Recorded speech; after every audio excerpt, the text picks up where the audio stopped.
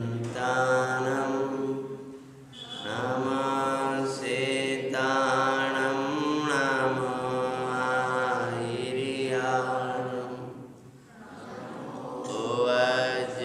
वज्रायाणं नमलोये सविसां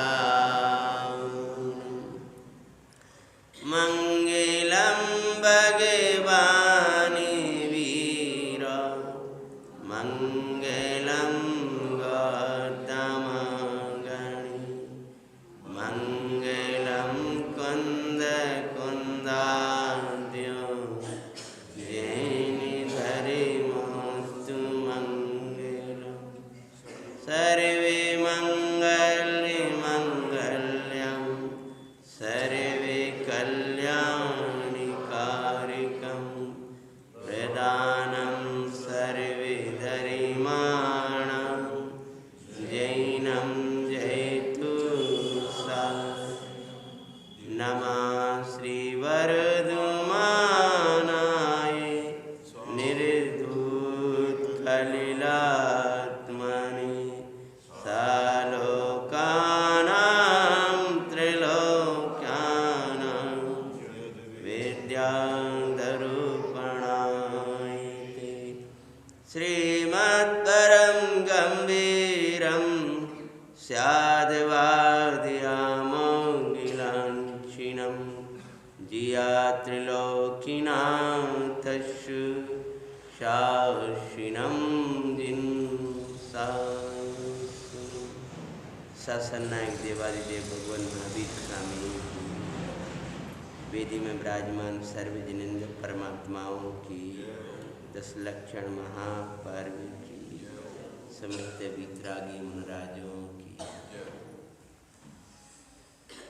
शील धर्म की मंगल महिमा तुम्हें बताते हैं सती मदन रेखा की मंगल कथा सुनाते हैं सुनो जी मंगल जैन पुराण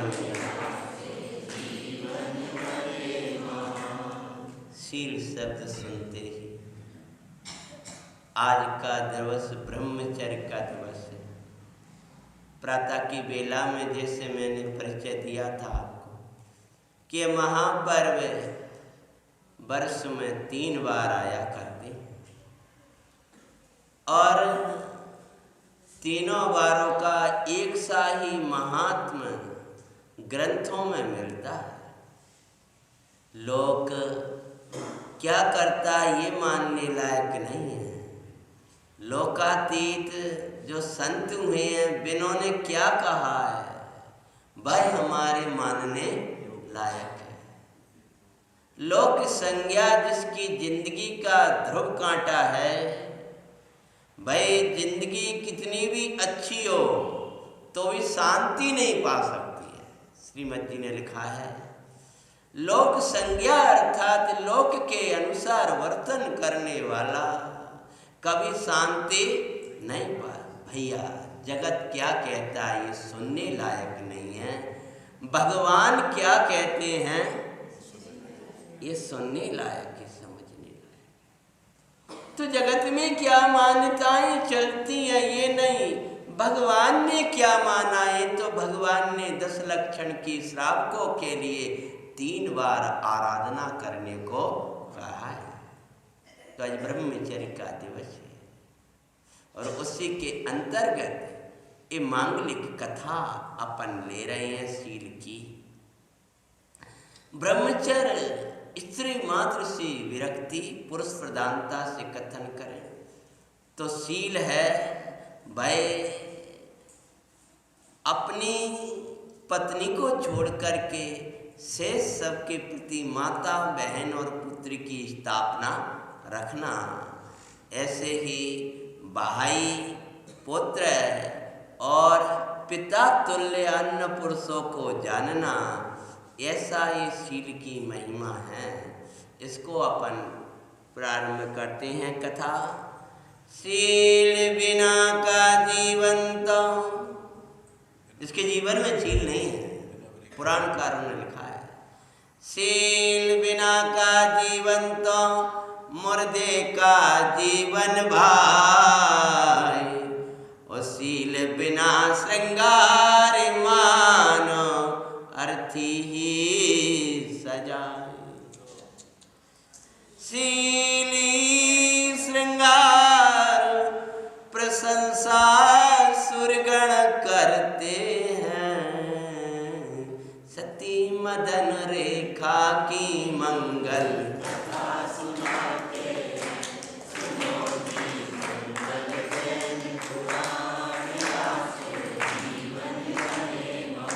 जीवन में अहिंसा नहीं है, सत्य नहीं है, शील नहीं है, भाई तो मुर्दा है।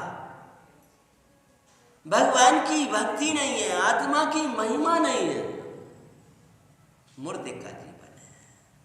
शील बिना का जीवन तो मुर्दे का जीवन है, और शील के बिना सज रहा है, ऐसे वस्त्राधिक से सज रहा है जिनसे शील ढक ही नहीं पा रहा है।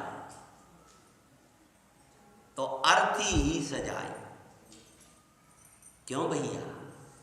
अर्थी रहती है तो एक अर्थी नीम की होती है और एक अर्थी चंदन की होती है, और चंदन की अर्थी है और बैंड बाजे बजते हुए जा रहे हैं, और बड़ा विशाल समुदाय है, राष्ट्रपति और प्रधानमंत्री उसके साथ में जा रहे हैं। देखकर कितनों का मन चलता है, क्या सजावट है, मेरो दिन कब आएगा। नहीं भाई, नीम की लकड़ी से जलने जा रहा हो, वो दो चार लोग रोते जा रहे हैं, तब की बात नहीं कह रहे हम, लेकिन चंदन की लड़थी है, चंदन की लकड़ियां साथ चल रही हैं, बैंड बाजे बज रहे हैं आगे आगे, और बड़े बड़े लोग साथों, बड़ा विशाल समुदाय जा रहा है। देखकर किसका मन चलता है? बोलो क्यों भैया? जैसे आप सामान्य अर्थी को देख करके मुंह फेर लिया करते हो, ऐसी उसको भी देख करके, ऐसी जिनके जीवन में कुरूप है फला, अरे कुछ हो, लेकिन जिसके जीवन भले ही लोग 10-20 लोग आगे जा रहे हैं, गा रहे हैं, बजा रहे हैं, बाबा कर रहे हैं, लेकिन जिसके हृदय में शील नहीं है, अगर हम नीचे से लें तो जिसके हृदय में देव साध गुरु की भक्ति नहीं है, जिसके हृदय में दया नहीं है, जिसके हृदय में तत्व नहीं है, तो क्या है, मानो अर्थी ही सजाए।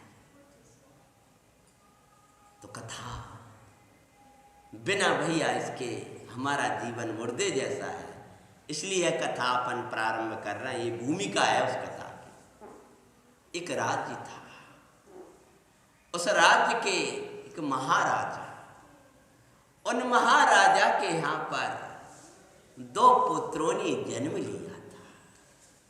एक पुत्र का नाम था युगवीर और दूसरे का नाम था युगबाहु। क्या बोलो? हाँ, नाम बोला, दोबारा बोलो। और कैसे? और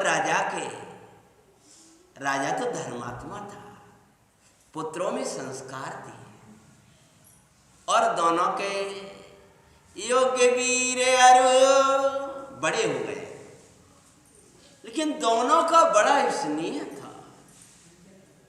और कैसा स्नेह था? किनका भैया? हाँ, नहीं तो कथा ही भूल जाओगे, सिद्धांत कहाँ से बताएंगे। बड़ा स्नेह था। योग्य वीर युग बाहु, 2 भ्राता सुखदाई, एक दूजे को प्राण समर्पण करते थे दोनों भाई। इतना प्रेम था भाई कि वे एक दूसरे के लिए प्राण अर्पण करने को तैयार है। और बड़े भैया का तो कितना स्नेह था वो अलग बात है, लेकिन छोटे को तो अपने बड़े भाई से बहुत प्रेम था। भाई छोटा बड़े भैया के बिना उसी प्रकार नहीं रह पाता था। बोलोगे कुछ? जिस प्रकार से सम्यक्त चारित्र बना नहीं रह पाता। समझ में आया? अगली कहानी थोड़ी सुना था। सम्यक्त जैसे चारित्र के बिना सम्यक्त आया तो वो चारित्र के लिए तड़फने लगता है। मुनि मुद्रा बिन हृदय तड़पे, जैसे जल बिन मीन रे, सहज सदा स्वाधीन रे। धन्य धन्य निर्ग्रंथ मुनीसर, ज्ञान ध्यान तपलीन रे, सहज सदा स्वाधीन। अरे यह ज्ञानी वस्त्रों को भले धारण करे हैं, लेकिन तड़फन लगती है उसको। मुनि मुद्रा बिन कब वो दिन आएगा जाऊं निर्गंध होकर वनों में विचरण करें। ये सम्यक्त होते ही उसको लगनी लग जाती है जंगल जाने की, फिर घर नहीं बनता। जिसे सम्यक्त चारित्र बिना रह नहीं पाता है, ऐसी कहानी में से बोल दी। हाँ, जो छोटा भाई था ना, क्या बच्चों नाम तो भूल गए हम। हाँ, वो किसके बिना नहीं रह पाता था? अपने बड़े भाई के बिना नहीं रह पाता था। अरे देखे स्नेह सभी जन अचरज करते हैं, सती मदन रेखा की मंगल कथा सुनाते हैं।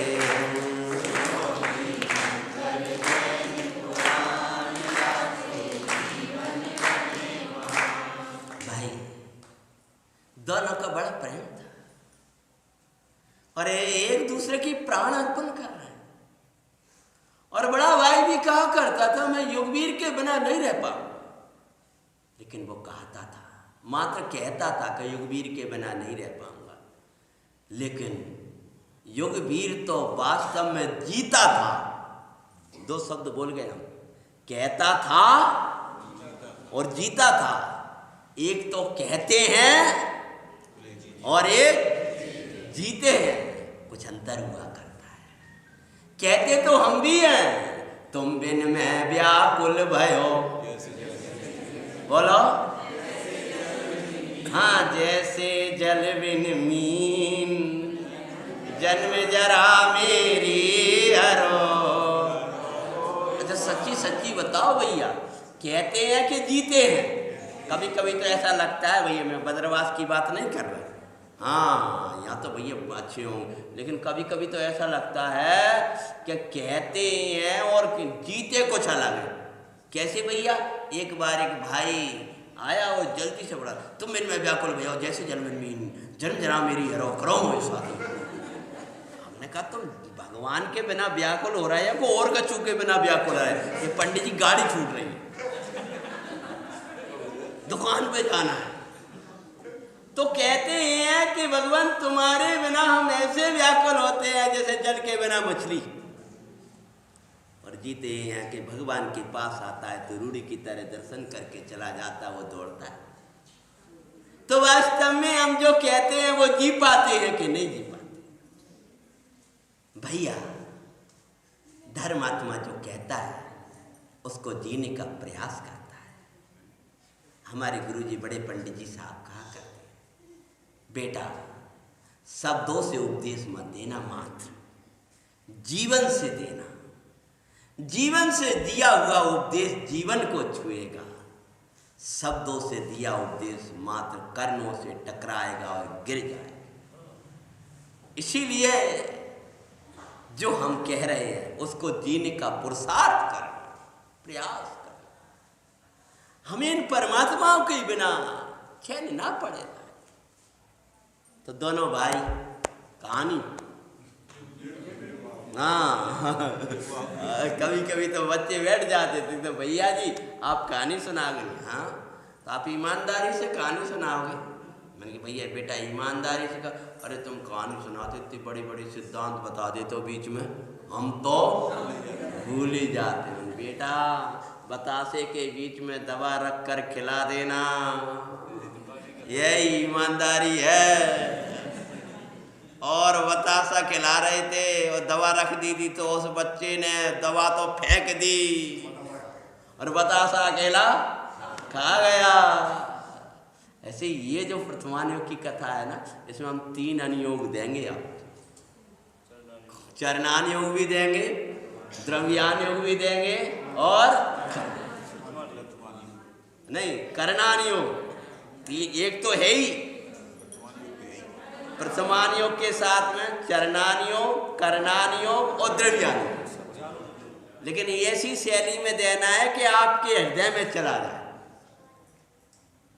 देखो अभी वो सती का जीवन देखेंगे तब जाकर आपको पता चलेगा।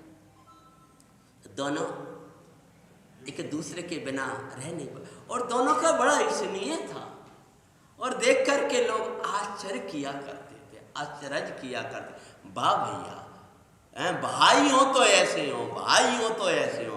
पर भैया मोहियों का मोह देख कर या स्नेह देख कर कभी आश्चर्य मत करना। क्यों?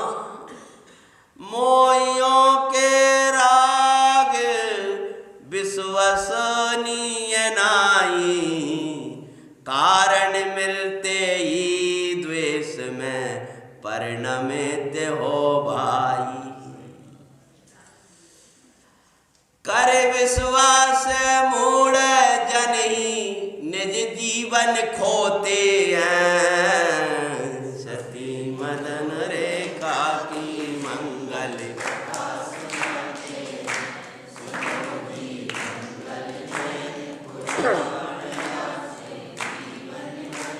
भैया कभी किसी मोहियों के राग को तुम विश्वास मत कर लेना।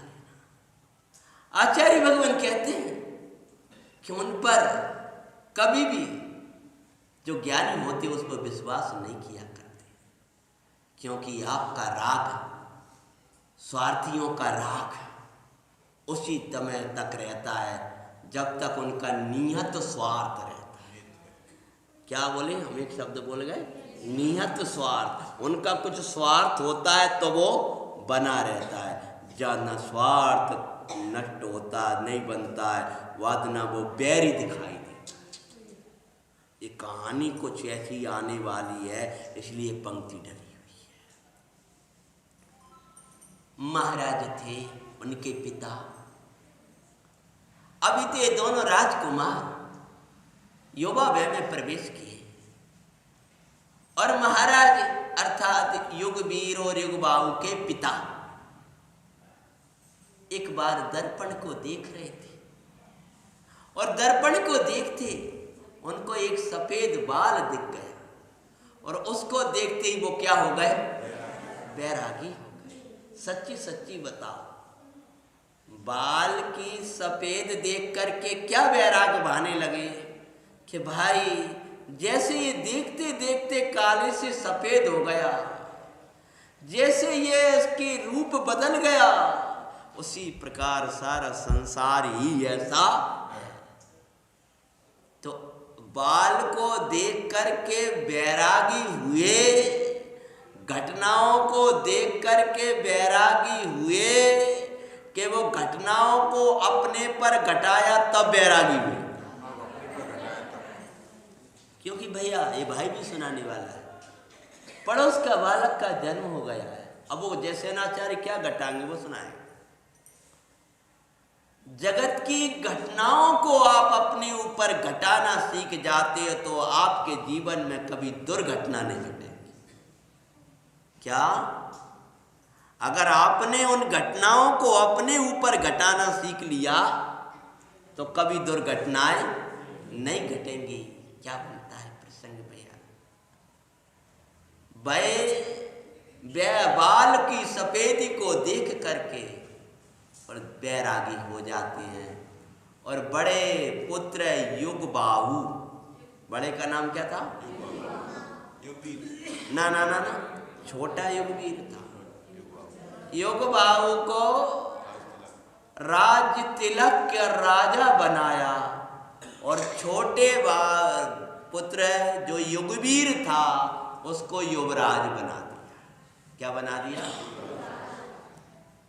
पिता कहते हैं, भाई पिताश्री, जब भैया को राजा बना दिया तो मुझे युवराज क्यों बना रहे? कि इनके अभाव में या इनका कदाचित वियोग हो गया तो अब राज्य के अधिकारी तुम ही होगे। तब वह कहता है, भैया का जब वियोग होगा तब मैं होऊंगा ही नहीं, क्योंकि भैया के बिना मैं नहीं रह पाऊंगा। तो भी जबरदस्ती मंत्रियों ने, महाराज ने उनको युवराज पद दे दिया और ये सब चल रहा था। तब आगे क्या होता है?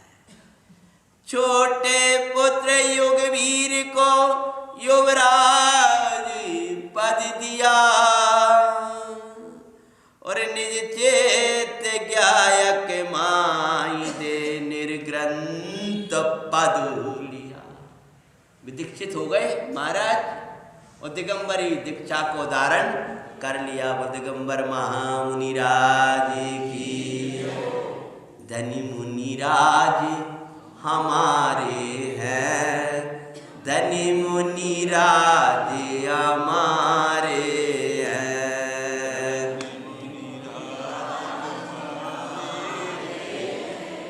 धनी मुनिराज हमारे हैं, हमारे हैं,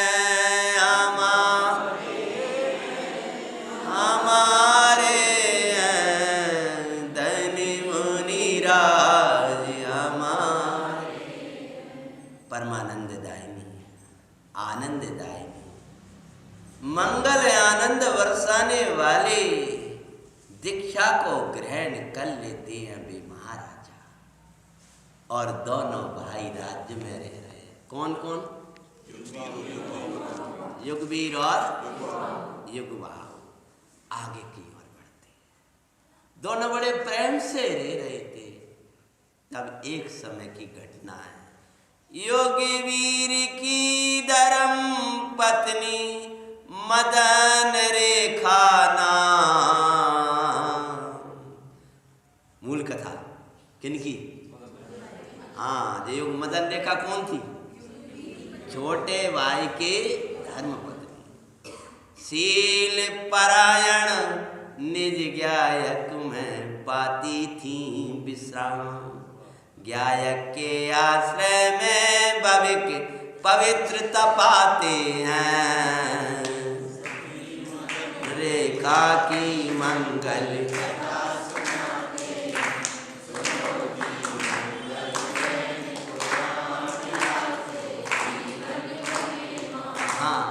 गाते बजाते रहना मुझे रात को बड़ा डर लगता है। हाँ, कभी कभी तो हम सुनाते हैं, तभी आपके यहाँ तो ऐसा जीव राशि की वो वैसा डर नहीं है हमें। नहीं तो लाइटें बंद करा देते, तब लोग बाग कहने लगते कि भैया जी एक तो रात का समय और आप लाइट बंद करा देते हो और ऊपर से लोरी और सुनाते हो। भाई हमने उनसे कहा कि भैया ये लोरी वो लौकिक माँ वाली नहीं है, ये तो जिनवाणी की लोरी है। अरे जगत की माताएं लोरी सुना करके कपिल भैया सुलाती हैं और जिनवाणी माता लोरी सुना करके जगाती है। जगत की माताएं तो कपड़े पहनाकर सजाती हैं। और आगे बोल दो। जिनवाणी माता तो निर्गंथ बना करके 3 लोक का आभूषण बना देती। दिगंबर मुनि अर्थात 3 लोक के आभूषण, चालते फिरते सिद्ध साक्षात जिनराज। अरे नियम सार परमागम तो ये कहता है कि स्ववश योगी में और वीतराग सर्वज्ञ में जो अंतर देखता है वो मूढ़ है। मतलब क्या? मुनराज तो जिनराज है, भगवान है, प्रभु जैसे हैं। तो वे माता, एक माता तो कपड़ा पहना कर सजाती है और जिनवाणी माता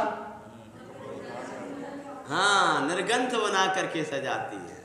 और सुनाने का अंतर है। एक माँ बाजे बजाकर लौकिक माता और भोगों में फंसाती है, और जिनवाणी माता 12 भावनाओं के बाजे बजाकर, कौन सी 12? हाँ, भोगों से निकालती है। लौकिक माता जन्म देती है और जिनवाणी माता जन्म मरण से छुड़ाती है। इसलिए जिनवाणी को जिसने माता कहा है उसको कभी दूसरी माता बनाना नहीं चाहिए। तो मदन रेखा सती जो कि युगवीर की पत्नी थी, एक बार का समय था कि वह स्नान कर अपने महल पर स्नान करके स्नान कर मैल बाल सुखाते युग बाहु ने देखा। स्नान करने के बाद में वह बाल सुखा रही थी अपने महल में, अपनी मर्यादा में, और तब बड़ा भाई का आना उस महल से सहज हो गया और उन्होंने उनको देख लिया। किनको? मदन रेखा। अब देखो कहानी बदल जाएगी। पुत्री बत भ्रात बधू फिर भी काम था जागा, विषयंदे जीवों को कुछ भी सोच विचार न होते हैं, ती मदन रेखा की मंगल लगा।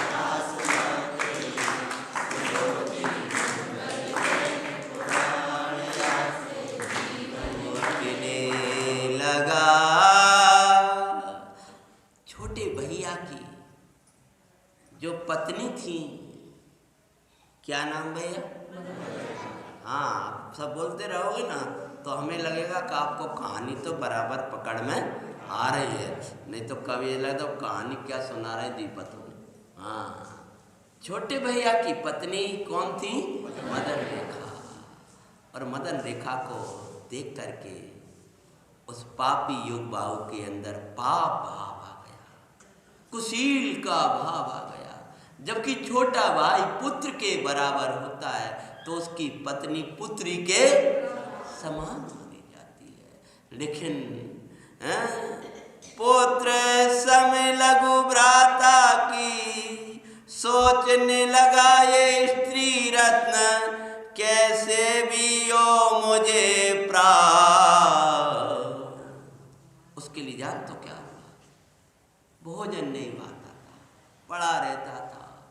भैया, एक पाप आपके सुखी जीवन में ग्रहण लगा देगा।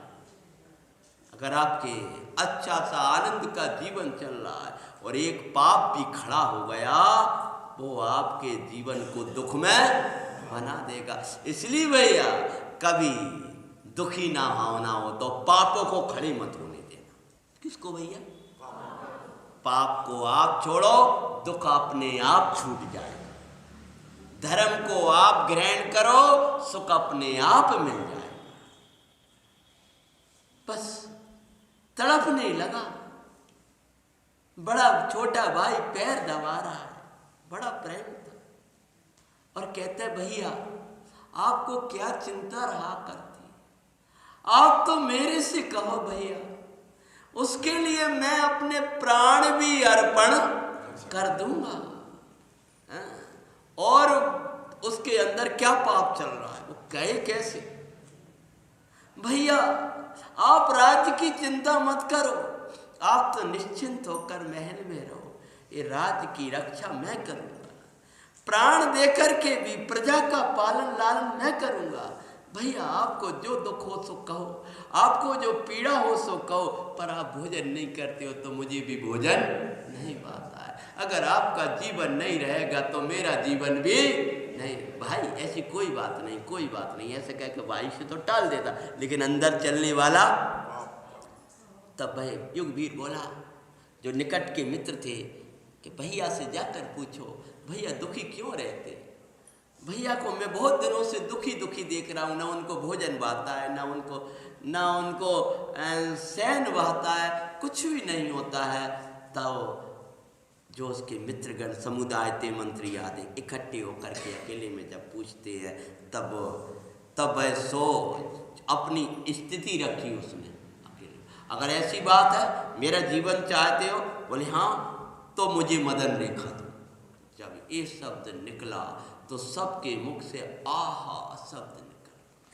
सोच रहे थे अभी तक इस राज्य में शांति थी, अब न जाने इस राज्य में कौन सी कलह आने वाली है। समझाने लगे इतेसी जनों ने समझाया ये सोचना भी है पाप। क्या कहा? अच्छा समझाया था कि नहीं? इसी अपनी जिनवाणी माता जो जो हमको समझा रही हैं वो सच्चा तो समझा रही है ना, है? सच्ची सलाह भी भाग्यशाली ही पाते हैं।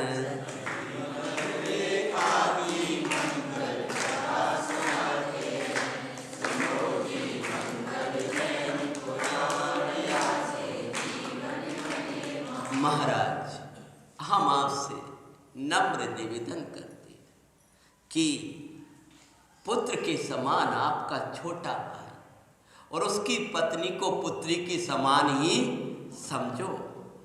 अगर आपको नरकादि दुर्गतियों में नहीं जाना हो तो आप सचेत हो जाओ, नहीं तो अपयश भी होगा। पहले नंबर क्या होगा? होगी दुर्गति सब समझाते हैं, सती मदन रेखा की मंगल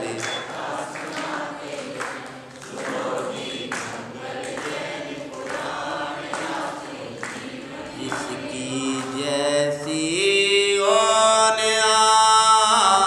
सब समझा रहे थे लेकिन उसके कुछ भी समझ में।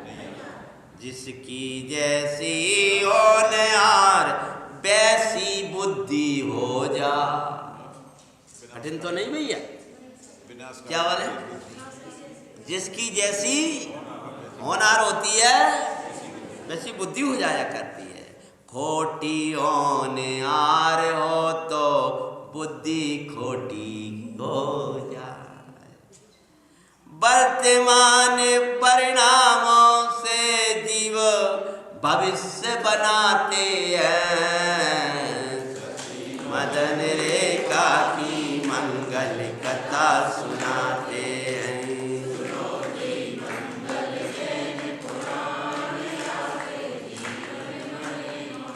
अपना आज का जो परिणाम है वो कल का भविष्य है। क्या भैया? जो आपका वर्तमान का परिणाम है वो ही आपके भविष्य है। वर्तमान का परिणाम ही वो ध्रुव भंड है जो आपको ध्रुव रूप से सुख देने वाला है, कभी भी फिर दुख मिलने वाला नहीं है। आपका परिणाम, आपका जो भगवंतों में लगा हुआ परिणाम है वो आपको शांति और सुख देगा। जीव वर्तमान परिणाम से अपने भविष्य का निर्माण किया। एक भगवान राम थे और एक रावण था, वे दोनों ही अपने परिणामों से अपना भविष्य बना रहे। तब सबने समझाया, बोले बहुत मुझे पता है तुम यही कहोगे, नरक जाओगे, दुर्गति होगी, मैं किसी की नहीं सुनना चाहता, चले तो जाओ सब। तो भगा दिया सबको, पर एक खड़ा रह गया। तो एक खड़ा रह गया, बोले तुम क्यों खड़े हो, तुम भी कहो कुछ, यही कहोगे और क्या कहोगे। नहीं महाराज, ये तो सब बिना अकल के, मैं आपको सच्ची अकल देने वाला हूँ। वो जानता था कि राजा से क्या बोलना है। तो बोले महाराज आपको मदन रेखा चाहिए तो मैं युक्ति बताता हूँ। हाँ, समझो कि खोटी बात करने वाले अच्छे लग रहे हो बेटा तो अपनी होनार खोटी है, अच्छी बात कहने वाले अच्छे लगे तो समझो हमारी होनार अच्छी। क्या किया, बोले सुनाओ कि महाराज आप तो उसको चाहते हो, वो आपको चाहती है कि नहीं चाहती है, तो पहला पता लगाओ। तो वो इसके लिए क्या करे, बोले स्त्रियों को आभूषण बहुत पसंद है, तो आप दासी के हाथ से आभूषण भिजवाओ और वो ले लेती हैं तो समझो आगे कुछ चर्चा में फिर बताऊंगा। बोले ठीक है। तो उसने क्या किया, सद शिक्षा का जो अच्छी शिक्षा दी थी उस पर तो उस पर कुछ उसने कुछ भी किया नहीं विचार, और मदन रेखा को खुश करने भेजे कुछ उपहार। पर शीलवान तो शील ही सर्वोत्कृष्ट समझते हैं, सती मदन रेखा की मंगल कथा सुनाते।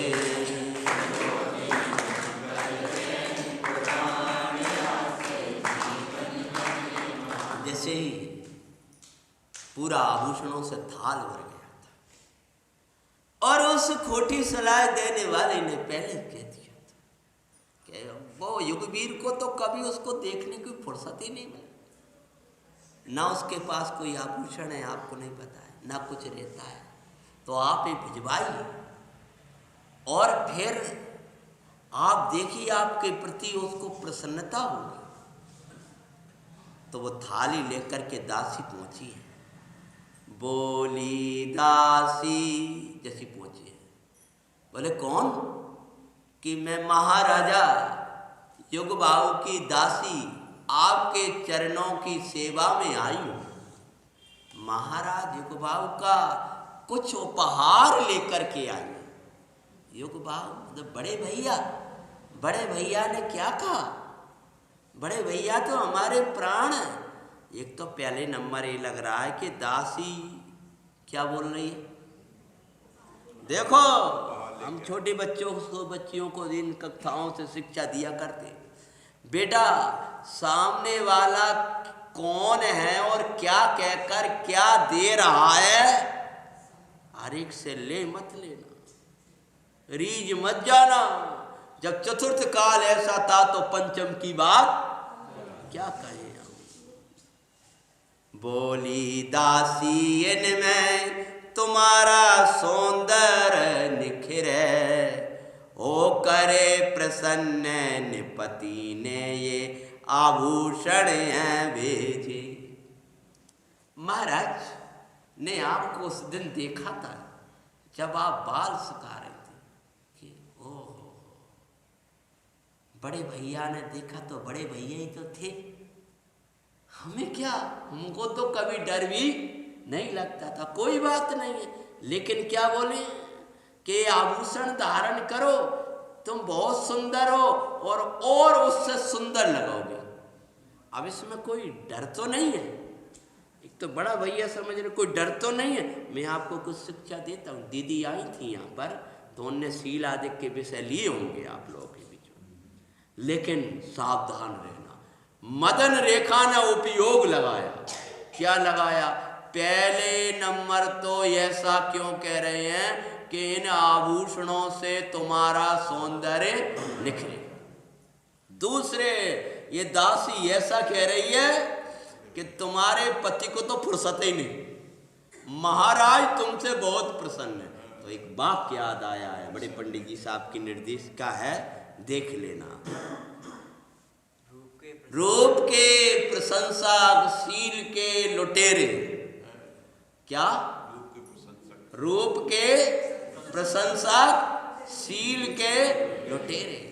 ध्यान रखना, आपके पास 1 करोड़ रुपए हैं तो आप सूटकेस में रख के ले जा रहे हो, तो पारदर्शी सूटकेस में रख के ले जाओगे कि एक छोटो सा वैसे ही झेला कोई देख भी ना पाए, उसमें रख के ले जाओ।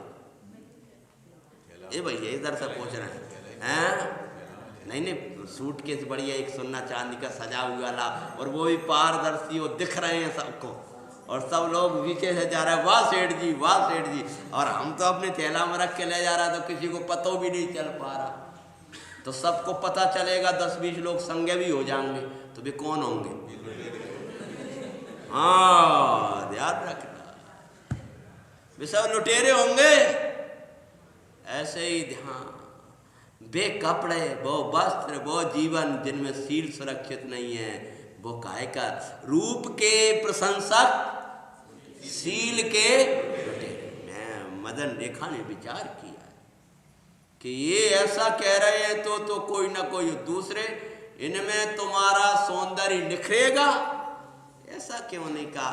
और दासी के हाथ से भेजे, अरे बड़े भैया थे तो स्वामी के हाथ से भेज देते, कह देते बिटिया को दे देना, क्या दिक्कत है, बेटी को दे देना, ये मेरा भाव है। और खुद ही आ जाते कि बेटा है, मैंने कहा कोई डर थोड़ी है बेटा, ये तुम्हारे लिए हमने बनवाए। लेकिन ये शब्द तो उनको मुझे समझ में नहीं आ रहे कि इन्हें धारण करोगी तो तुम्हारा रूप और सुंदर लगेगा। तत्काल क्या बोली है, हम तो शीलमयी आभूषण, कि अपने स्वामी राजा से जाकर बड़े भैया से कह देना कि वो कह रहे हैं कि वीर कुछ आभूषण नहीं लाते और वे देखते नहीं है। बोले हमारे पास तो बहुत अच्छा आभूषण है। कौन सा है, हम तो शीलमयी आभूषण सदा पहनते हैं, सती मदन रेखा की मंगल।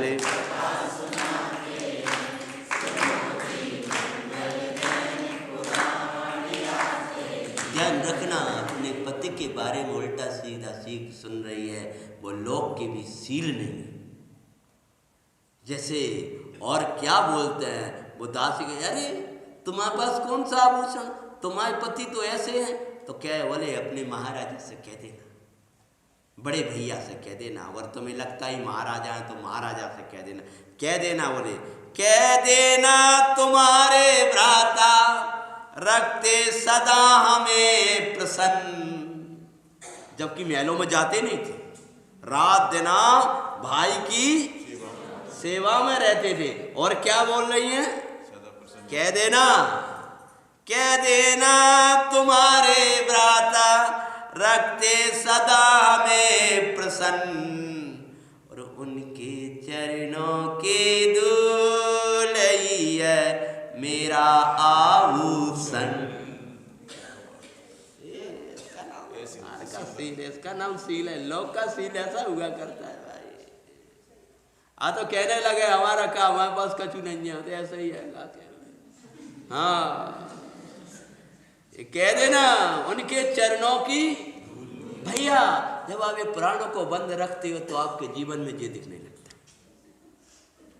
क्या करें, हमें तो खुद भी नियम सार लेके बांचने का भाव आता है, लेकिन हम नियम सार आंखें बंद करके सुनाते रहेंगे और आपका जीवन ये चलता रहेगा तो हमारा नियम सार भी कौन समझ पाएगा, समझ में आएगा। कह देना उनके चरणों की धूली है मेरा आभूषण, उनसे दूर करें उनको हम धूल समझते हैं, अति मदन रेखा की मंगल।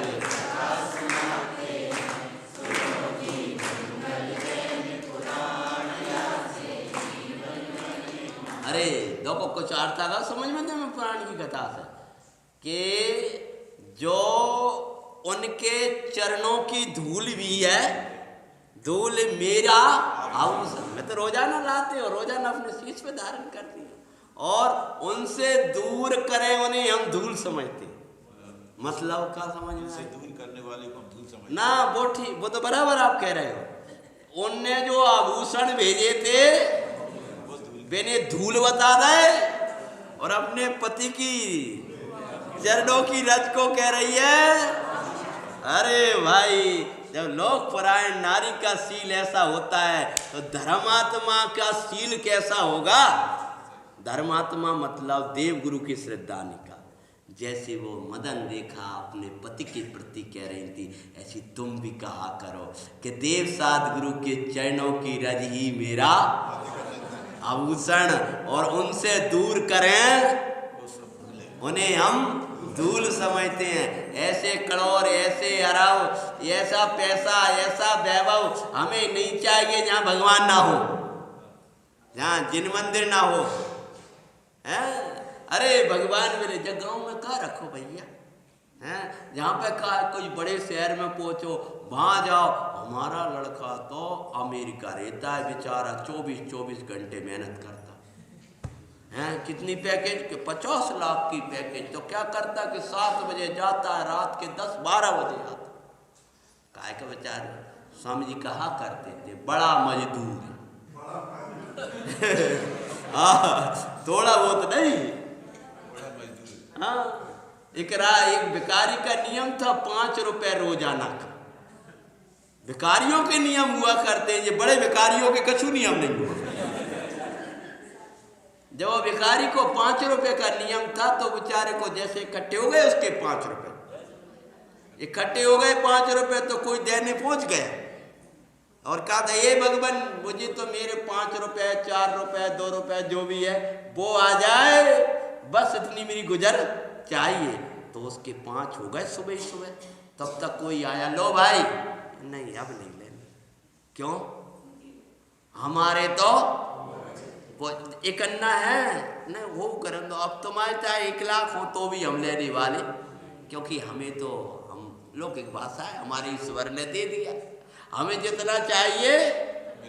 तो ये काम करो भाई, अब मैंने तो सोच लिया इसको दान, तुम रख लो इसको, किसी जरूरतमंद व्यक्ति को दे देना। अब बेचारा इतना आग्रह से, चलो ले लेता हूँ, तो लेकर के बैठ गए। तब तक राजा आया, और राजा बड़ा विशाल राज्य का राजा, एक छोटे से राजा पे चढ़ाई करने जा रहा था, दूसरे राजा का राज हड़पने जा रहा था।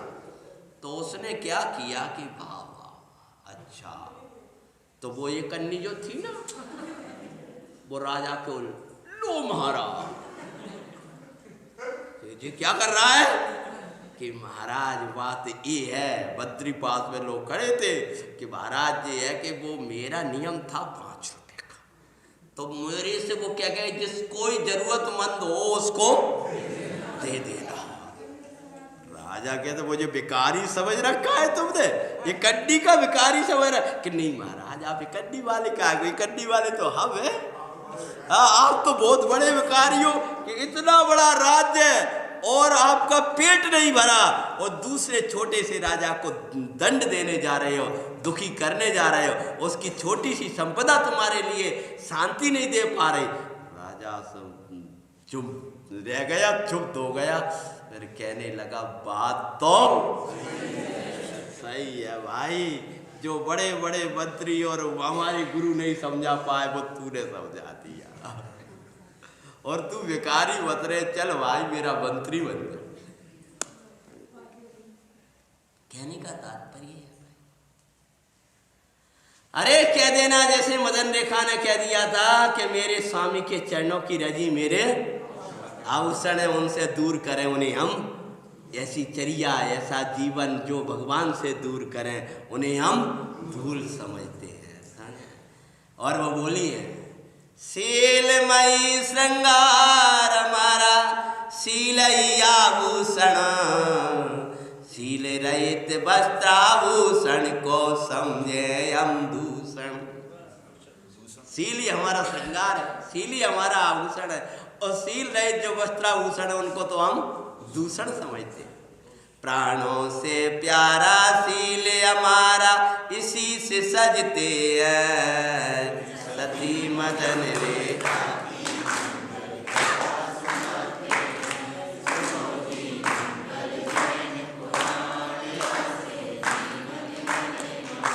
ले करो पहाड़, ऐसी बारह का बड़ा थाल लेकर के चली आए, लेकर उपहार वापिस दासी ने युग बाहु को दीना।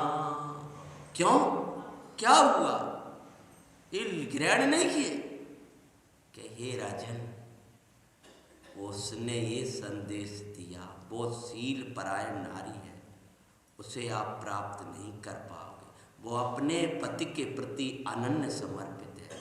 उसने कहा कि मेरे पति की धूल मेरा आभूषण है और आपके आभूषण धूल है।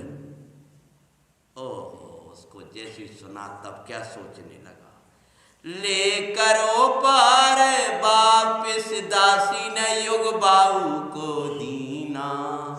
सोचे युग वीर को मरवाए बिना, भाई प्राप्त हो ना। कथा कहाँ से शुरू करी थी हमने? नहीं, हमने कहाँ से शुरू की थी कथा, भूल गए? दोनों भाइयों में क्या था? बैर था, प्रेम था। इतना प्रेम था कि एक दूसरे के बिना। और मैंने क्या सचेत किया था कि मोहियों के राग का कोई विश्वास नहीं करना। कल एक छोटी सी घटना घटेगी और वे तुम्हारे दुश्मन बन बैठेंगे। अरे विश्वास करना तो देव गुरु का करना। और सोचने लगा कि उसको मरवाए बिना मुझे प्राप्त होने वाली काम अंधे जीवों को कुछ भी सोच विचार न होते हैं। सती मदन रेखा की मंगल कथा सुनाते हैं।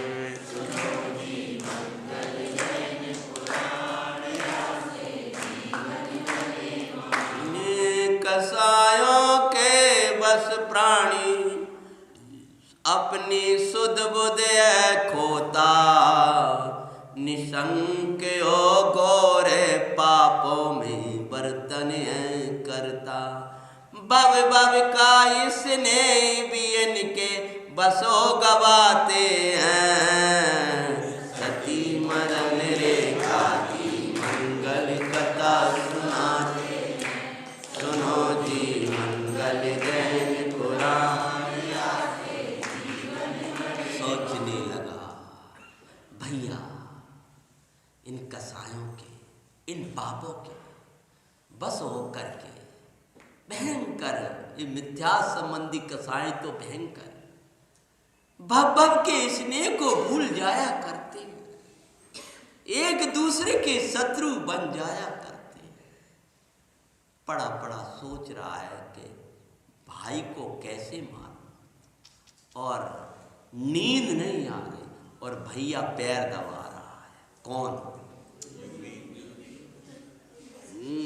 मैंने कथाओं से ऐसा ही नहीं लिखी या ऐसा ही एकदम प्रेरित नहीं हुई।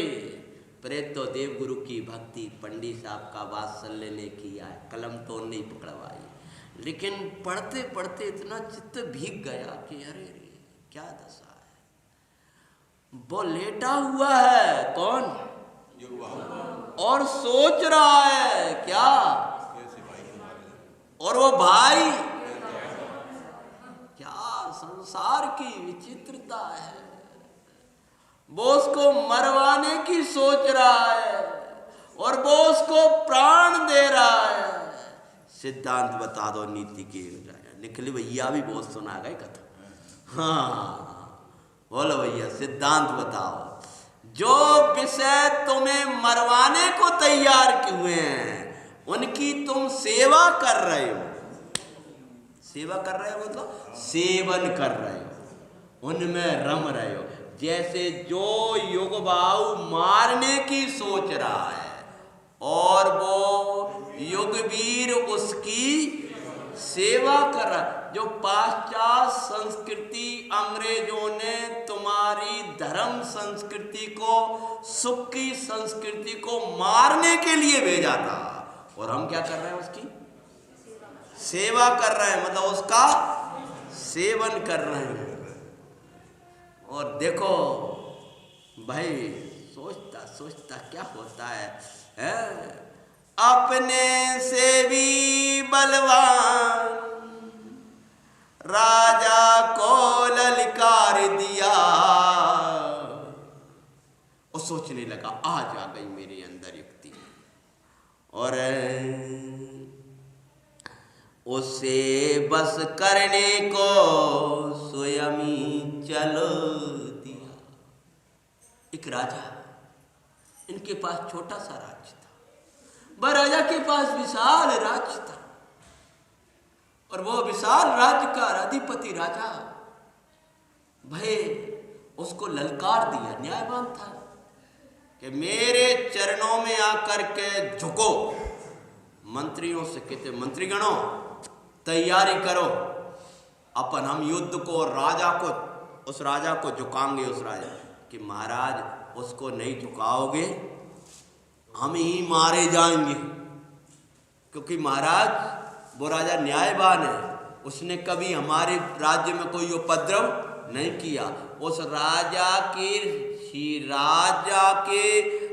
जो सेना है उसके आगे तो हमारी सेना कुछ भी नहीं है, और राजा के बल के आगे हमारा बल क्या है। इसलिए महाराज आप ऐसा मत करो। सबने समझा, बोले कुछ नहीं, मैं उसको अपने चरणों में देखना चाहता हूँ, इसलिए मैं इसी चिंता में रहता हूँ। और अपने छोटे भाई को बुलाया, मंत्रियों की नहीं मानी, छोटे भाई को बुलाया। भाई, पिताश्री ने जो तुझे युवराज बनाया था, आज वो कार्य का समय है। मैं युद्ध के लिए जा रहा हूँ और तू राज्य संभाल। क्यों भैया, ऐसा क्यों कह रहा है? युवराज को भेजेगा युद्ध करने। हाँ, वो नहीं भेज नहीं रहा, कुटिल नीति वाले अलग ही होते, व्यवहार तो ये कर रहा है, तू राज्य संभाल। वो जानता था, क्या जानता था? ये मना करेगा, तब वो चरण पकड़ के कहते, भैया कैसी बात करते हो आप, मेरे से कौन सा अपराध हो गया? अरे भैया, मैंने आज तक आपकी सेवा में प्राण अर्पण किए, मेरे से जो अपराध हो गया उसको आप क्षमा करो। अरे तुम मुझ पर विश्वास नहीं करते। बोले क्या? अरे भैया, छोटे भाई के रहते हुए, मेरे रहते हुए, और आप युद्ध को जाओ, ये मुझे शोभा नहीं देता है। अरे मैं जाता हूँ युद्ध को और आप राज्य का संचालन करो, आपके आशीष से मैं विजयी होकर के आऊंगा। मंत्री लोग समझाने लगे, महाराज ऐसा भाई नहीं मिलेगा, आप भेज जरूर रहे हो महाराज, लेकिन हमारी छोटी सी राज्य की छोटी सी सेना, और शीघ्रता से और राजाओं को सूचना कर दो। हाँ मैं करता हूँ, लेकिन ऐसा दूतों से बुलवाए कि आप वहाँ चले जाना, वह राजा को सूचना कर देना, वह राजा को सूचना कर देना, और इधर कह दिया किसी को नहीं जाना। वो छोटी सी सेना को लेकर के कौन चला गया? युगवीर भगवान को नमस्कार किया और निकल दिया है। हुआ राज्य कार्य आप संभालो, हम युद्ध को जाते हैं। हुआ प्रसन्न पापी पाप करने की सोचे, अब तो भ्राता नियम सो देखो मरा हुआ लौट। क्या सोचने लगा कि अब क्या बचने वाला है? अब तो मरा हुआ लौटेगा। लेकिन रे मूर्ख, आगे पीछे का कुछ विचार है तुझे कि नहीं है?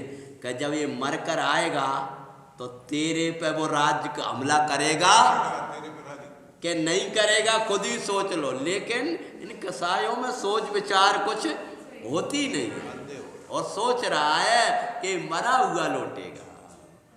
कर्तव्य पालनहार जीव विजयी होते हैं, अति मदन रेखा की मंगल।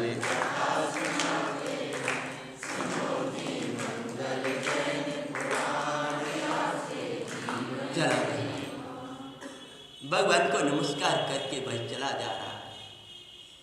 इधर ये कह रहा है, ऊपर से कह रहा है विजयी होके आना, और भीतर सोच रहा है कबूं शकल नहीं दिखाना।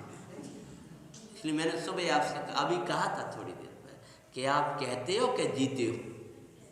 हाँ, मात्र कहते कहते तो नहीं अपन, ऊपर ऊपर से कुछ कह रहा है और भीतर उसके अंदर कुछ चल रहा है। ऊपर से ही तो नहीं कह दे विषय नाक के समान है और भीतर में उनकी दौड़ी लग रही है, कहीं ऐसा ना हो। और चला गया है उधर, देखो वह निकल गया और ये तो इसको चैन भी नहीं मिली।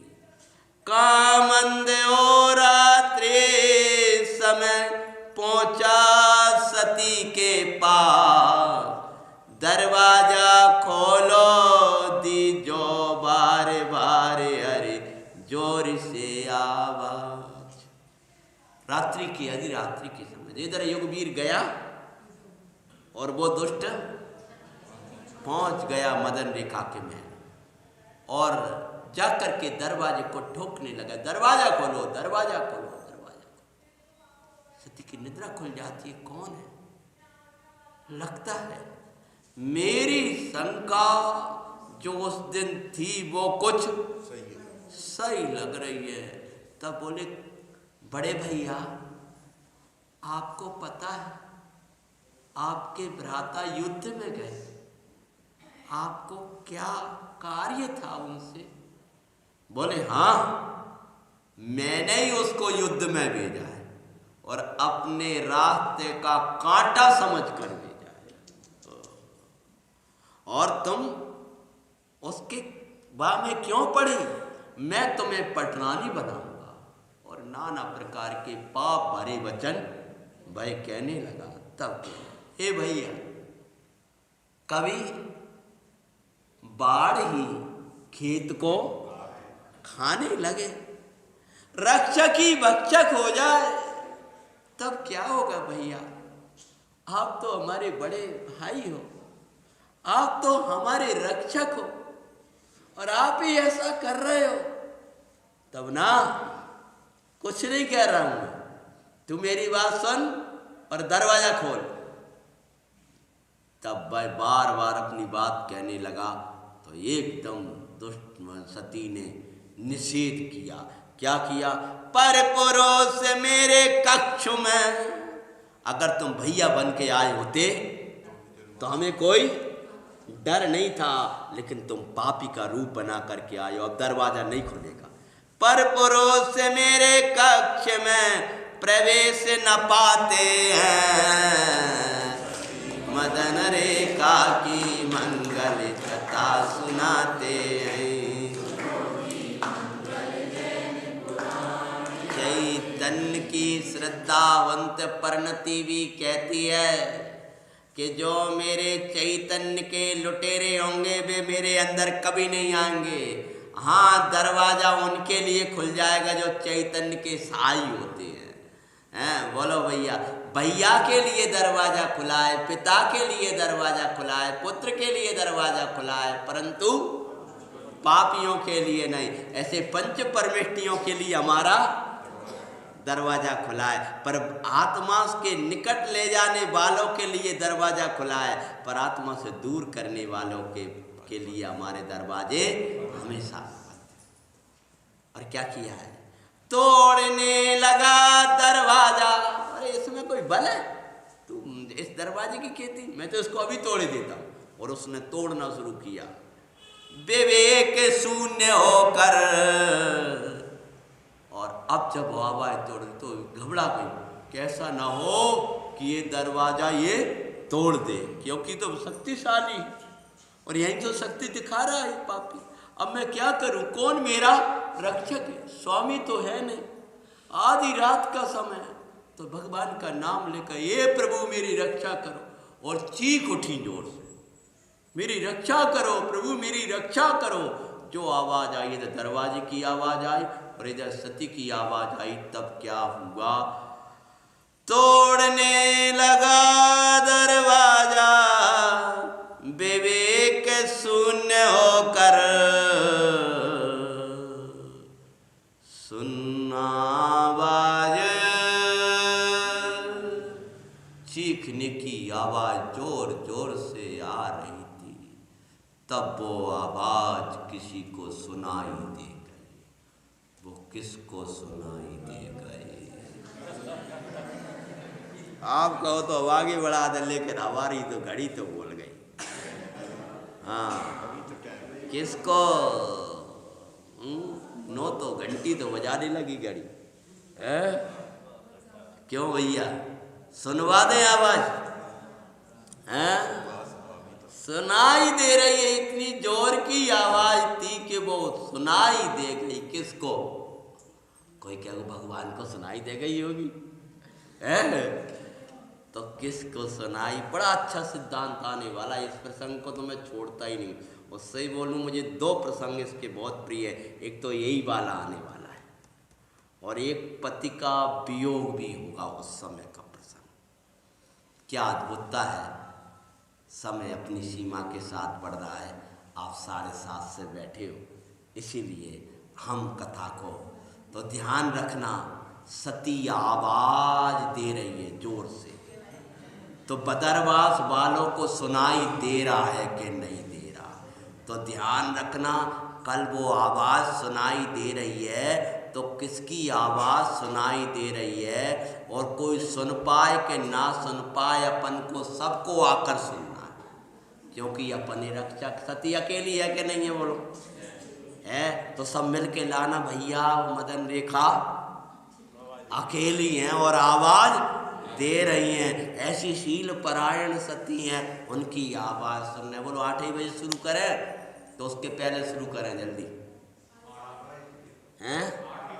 8 बजे से 8 से 9 किसी को आकुलता तो नहीं? हाँ ठीक है ना, हम सब तरफ और गए। इसीलिए कल से अपन जो हमारा समय है उस समय शुरू करेंगे। फिर छूट जाएगी तो अगली बार बुला लियो। ये प्रसंग। और कल एक दूसरा देखो, अभी तो कहाँ गए हैं वे, एक जिनकी आवाज़ कौन सुनता है कौन नहीं सुनता है, ये प्रसंग आएगा। दूसरा सुनो, युगवीर का क्या होगा?